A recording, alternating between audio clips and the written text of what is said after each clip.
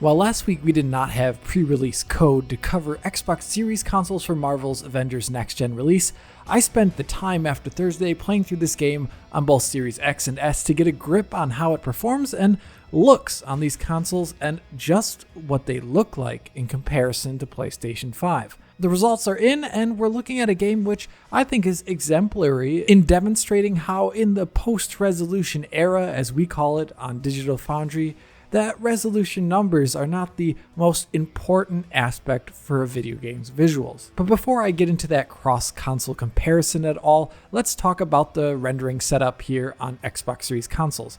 Just like PlayStation 5, Xbox Series X and S have two modes to choose from, highest quality and highest performance. Xbox Series X shares essentially the same visual quality upgrades in each of its various modes that I detailed in my video from last week covering the PlayStation 5 version. So the quality mode gets more accurate SSR, more destruction effects, and all the other great tweaks that we also see on PlayStation 5. Series X, like PlayStation 5, targets a native resolution of 4K and 30 FPS, so where I had trouble finding counts below 4K on PlayStation 5 in its quality mode, I had even a harder time on Xbox Series X, actually. For example, that one area where I counted 2088p on PlayStation 5, yeah, that same scene is a native 4K. It most likely will scale, but it will be harder to find than on PlayStation 5 and will be at a higher res most likely when you do. Series S in its quality mode has a very similar setup to Series X and therefore PlayStation 5, just that its highest dynamic res rendering resolution is 1440p in terms of how dynamic it is. For the Series S, I counted around 1368p at times, but I imagine it can go lower in the most intense hulkish areas of this game. But in general, it was actually rather often counting to 1440p. The difference is that Xbox Series S in quality mode does not seem to use the higher resolution textures like we see on PS5 and Xbox Series X, as well as with low anisotropic filtering. This is unsurprising though given its smaller RAM pool. So that's all rather expected things. The interesting part of this analysis comes when we look at the highest performance mode and how that differs on the Xbox Series consoles, and specifically Series X. To preface this, let me just go over what we saw on PlayStation 5 first. On PlayStation 5 in performance mode, the game is using a dynamic res setup with a checkerboarded 4K with resolution drops that are also checkerboarded. So it can go down to something like 1800p checkerboarded, or the most intense combat can bring it down to something even lower. These numbers though are not as enlightening as the visual effect of resolution drops here. I described those resolution drops on PlayStation 5 in highest performance mode as being visible or obvious when they would occur, like when you get into combat. So combat sure looks fuzzier than just walking around typically might. I used an example in that video that shows it off pretty well, I think, where there's Bruce Banner here in the jungle, and you can see how the resolution drops when moving the camera around. Resolution drops can be obvious in this highest performance mode on PS5. Another part of this was that the PlayStation 5 performance mode also has the UI scaling behavior as found on PlayStation 4 Pro, which is something I did not mention in my last Thursday's video. But essentially, the checkerboard resolution on PlayStation 5, or PS4 Pro for that matter, affects the HUD display, so text will look less crisp in the performance mode than in the quality mode. And I guess technically when the resolution would scale dynamically, you would also see this happening to the HUD. Another aspect of the performance mode IQ on PlayStation 5 was that the resolution of motion blur and depth of field was as low as it is on PlayStation 4 Pro. So in practice, when motion blur shows up on the screen on PlayStation 5, it makes the game look lower resolution than the internal checkerboarded resolution for opaque geometry might actually be. Like, check out the shot here of Kamala running, and look at the motion blur covering her in the still. Altogether, this could mean that the PlayStation 5 in its highest performance mode would have more obvious image quality concessions than the quality mode, and these would get more obvious as combat ramped up. The difference with Xbox Series X here is that it does not use checkerboarding at all in its highest performance mode, and neither does Series S for that matter. And Series X appears to use post-processing that is closer to the native resolution. As a result of these aspects, Series X does not suffer from any of these image quality deficits to the same degree as found on PlayStation 5. The Series X scales resolution for sure, but since their resolution is achieved rather differently, it looks different than the PlayStation 5 result. Take this scene, for example, in the forest on PlayStation 5, and Xbox Series X in their highest performance modes. Now both are scaling the resolution down here to maintain 60 FPS, yet since checkerboarding is not a part of the res scale on Series X, the Series X version I think looks a good deal more detailed and less blurry in this shot here. Checkerboarding seems to break down when the resolution scales, more so than the normal resolution scaling. Or take here in this rainy shot outside with Kamala.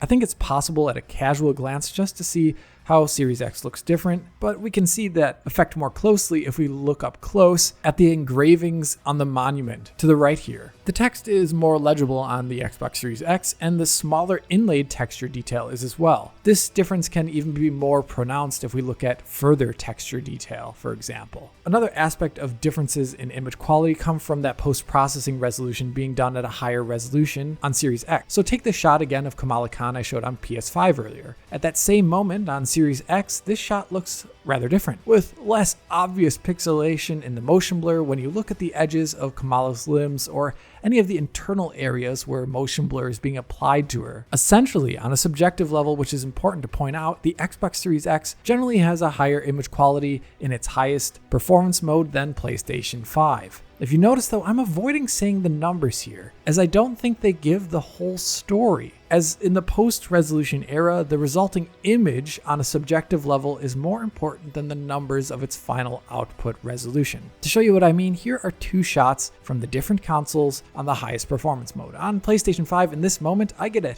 28 of 30 pixel count here for 2016p or so. That's not 100% of a measurement because of the smaller countable edge I used, but the image is essentially minimally below 4K. At that same instance on Series X, I got a 26 out of 30 count for 1872p or so. Series X in the scene has a lower overall output resolution, but it's not checkerboarded and the resolution for the post-processing is different, so the final image will look different. Let's zoom into Kamala's bag to see what those differences look like. Edge lines of the buckle on her bag are completed on Series X while they are broken up and aliased into tinier bits on PlayStation 5. If we look at the edge of the bag, on the PlayStation 5 there's a feathered checkerboard fringe visible there, while the lines of the edge of the bag are more contiguous and complete on Series X. I'll also say they are a little bit less sharp on Series X for sure, but I think them being completed makes them look more stable, probably in motion. You can see a similar effect here in this cutscene where on PlayStation 5 post-camera cut here, in this scene I counted 4K checkerboard, while on Xbox Series X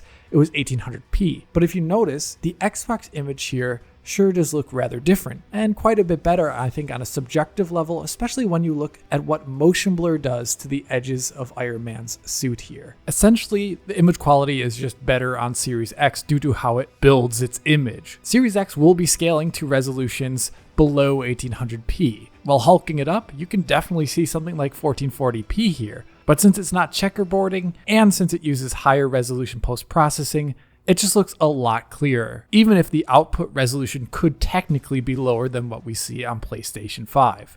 Going over to the Series S, the visual compromises for that console's highest performance mode are rather clear, or should I say blurry. Firstly, it scales from 1080p as the highest resolution, and while in combat or doing anything more intensive, especially as the Hulk on this stage, it definitely is going to be below 1080p, and I did count some 720p internal resolutions here. This is amplified by the Series S in this mode, looking like it uses the lower resolution particle setting that we saw on PlayStation 4 Pro, and Series S also displays less foliage in the same shots as Series X. So in side-by-sides on a visual level, Series S really can look generationally less clear than Series X.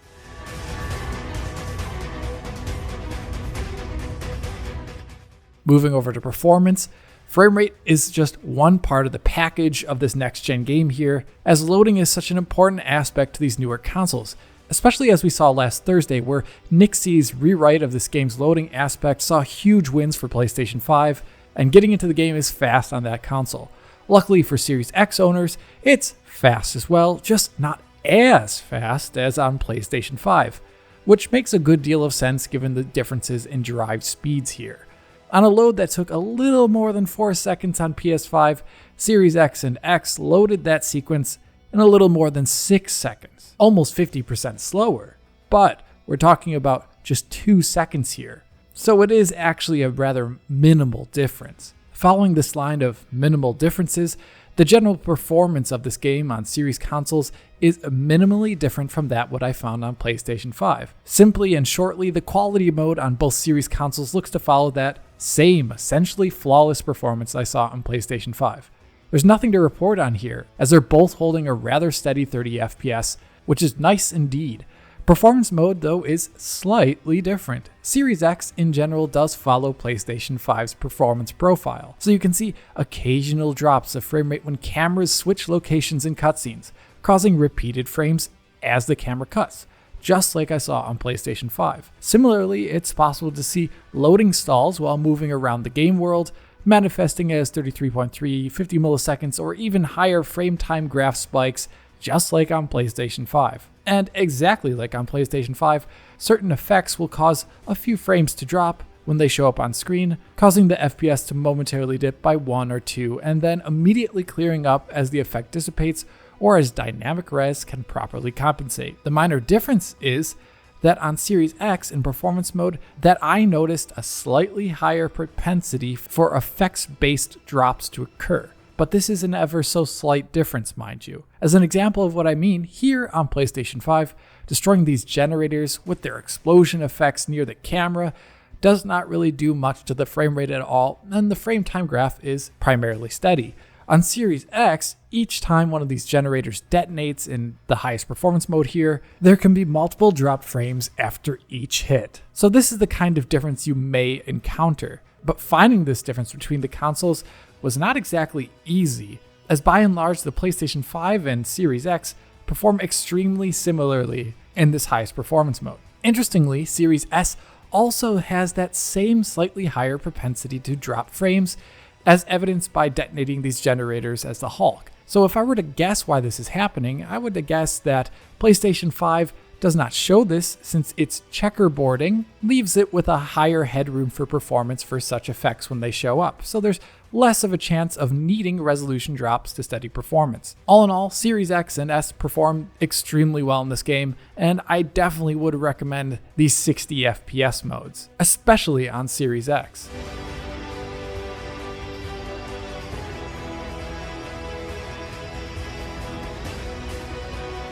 Now, as this video comes to an end, I can say this next-gen version of Marvel's Avengers is extremely successful on Xbox consoles, so Nixxes has done an excellent job updating this game. In terms of cross-console differences, this is just a neat example of showing how the final resolution of a game is not as important as the constituent parts making up its image quality. And I hope you in the audience came to that conclusion as well. But enough from me for now. If you did like this video, hit that like button and subscribe to the channel. If you're already a subscriber, then hit that little bell in the corner to be informed as soon as Digital Foundry posts a video. If you want to see this video in higher quality, support DF on Patreon to get years worth of our content in high quality for download. If you want to talk to me about this game, write a comment below or follow me and Digital Foundry on Twitter.